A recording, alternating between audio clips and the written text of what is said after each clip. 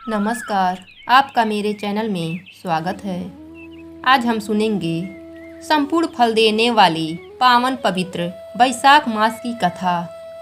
जब मैं आपको कहानी सुनाऊं तो आप बीच बीच में हुंकारा जरूर लगाइएगा, जिससे आपको कहानी सुनने का पूरा फल मिलेगा। बहुत पुरानी बात है। सोहनपुर नाम का एक गांव था। वहां पर एक साहूकार अपने पूरे परिवार के साथ रहता था।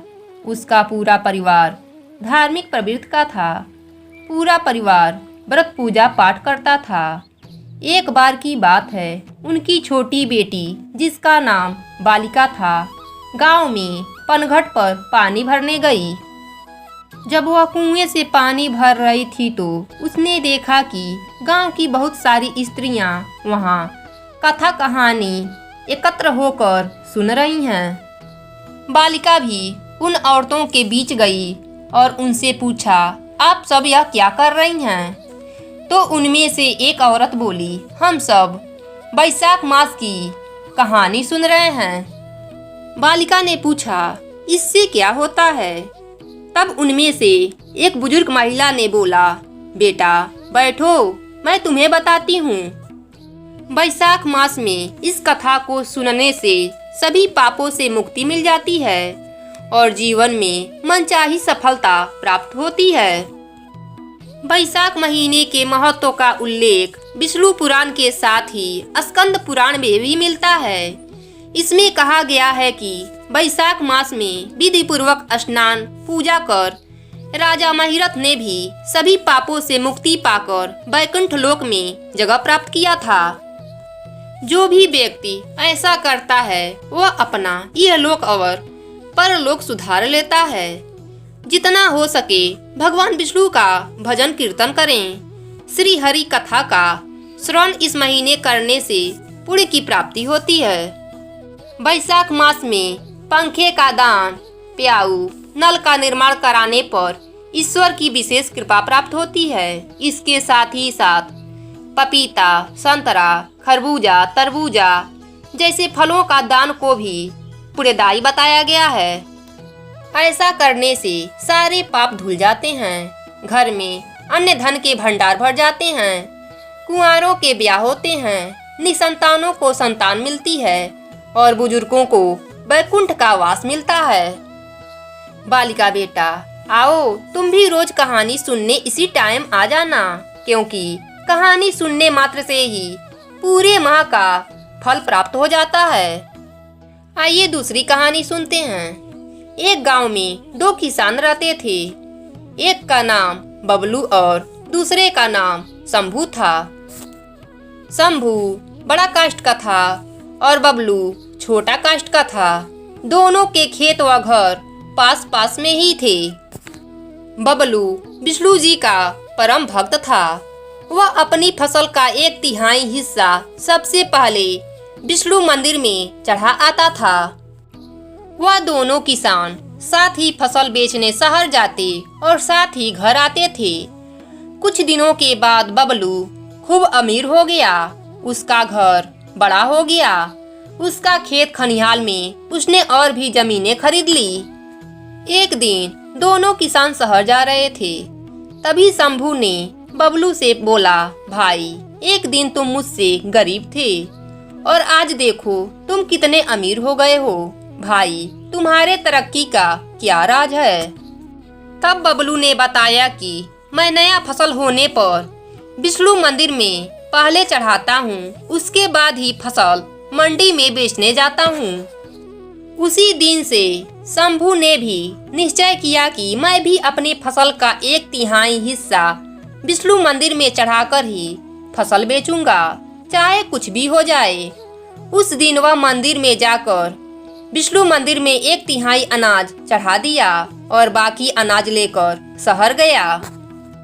उस दिन उसे 4 गुना मुनाफा हुआ। शंभू बहुत खुश हुआ।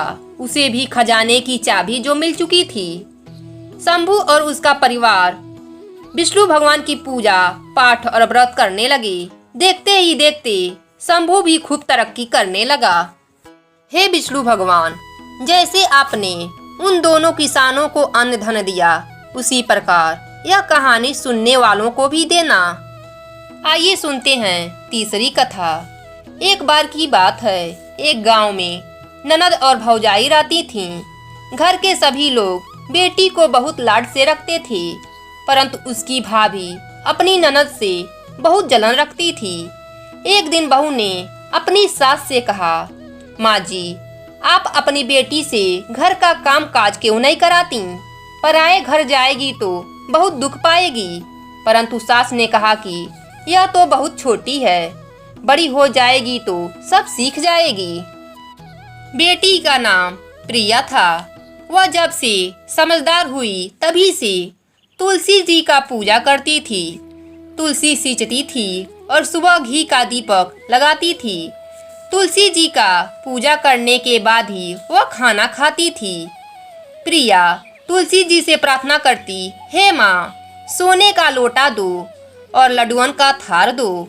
इस प्रकार सोने का लोटा और लड्डुओं का थार वहाँ आ जाता था।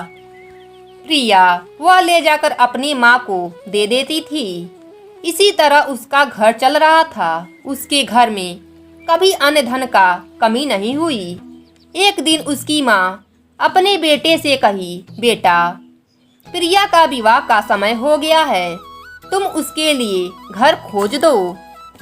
तभी उसकी भाभी बोली, मेरी जान पहचान की एक शादी है, प्रिया की शादी वहीं कर दिया जाए। इस प्रकार प्रिया की शादी हो गई। वह बहुत ही गरीब थे। सुबह हुआ तो प्रिया ने अपने सास से कहा, मैं पहले तुलसी जी की पूजा करूंगी, उसके बाद ही अन्न ग्रहण करूंगी। सास बोली, हमारे यहाँ तो तुलसी का पौधा नहीं है। प्रिया को उसके ननद के साथ पड़ोस में लगी तुलसी के पौधे के पास भेज दिया। प्रिया ने तुलसी की पूजा की और वही मांगा जो हमेशा मांगती थी, सोने के लोटे में जल दो और लड्डुओं का थार दो। दोनों चीजें उसके सामने आ गई। प्रिया ने वह लोटा व थाल पड़ोसन को दे दिया। पड़ोसन तो बहुत खुश हुई और कहा, बहू, तुम रोज रोज पूजा करने आया करो।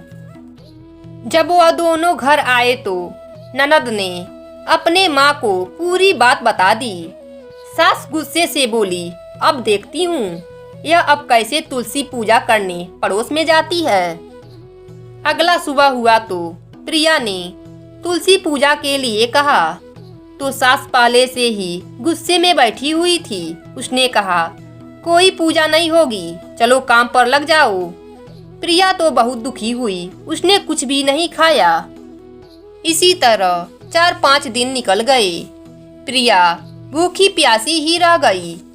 रात में तुलसी माँ ने सपने में दर्शन दिया और बोली, बेटी, तुम आजकल मुझे जल से नहीं सींचती हो, मेरी पूजा पाठ भी नहीं करती हो, दिया भी नहीं जलाती हो।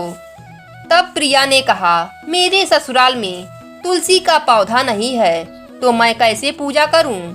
तब तुलसी माँ ने कहा, उठो और घर के आंगन में देखो, वहाँ तुलसी का पौधा है। प्रिया जब सुबह उठी तो उसने देखा, सच में आंगन में तुलसी का पौधा था और उसमें हीरे मोती लटक रहे थे। वह बहुत खुश हुई और पूजा की थाली लेकर आई और जल से तुलसी जी को सींचा, घी का दीपक लगाया, परिक्रमा किया और उसने कहा, हे माँ, सोने के लोटे में जल दो और लड्डुओं का थाल दो। दोनों उसके सामने आ गए। बहू ने ले जाकर वह दोनों चीजें अपने सास को दे दिया। उसकी सास चकित होकर पूछा, यह सब कहाँ से आया? तब बहू ने पूरी बात बताई। सास ने आंगन में आकर देखा तो आंगन तुलसी के पौधे से जगमगा रहा था। सास को अपने गलती पर बहुत शर्मिंदगी हुई। सास बहू से माफी मांगने लगी तो बहू ने कहा, माँ जी, उल्टी गंगा नहीं बहती, मैं आपके पाँव लगूंगी, आप तुलसी माँ के पाँव लगिए। तब दोनों सास बहू और ननद रोज तुलसी जी की पूजा करने लगी। हे तुलसी माता, जैसे आपने प्रिया का घर अन्न धन से भर दिया, उसी प्रकार यह कहानी सुनने वालों का घर भी अन्न धन से भर देना। हमारी कहानी आपको पसंद आए तो लाइक करें, शेयर करें और हमारे चैनल पर नए हैं तो हमारे चैनल को अभी सब्सक्राइब करें। धन्यवाद।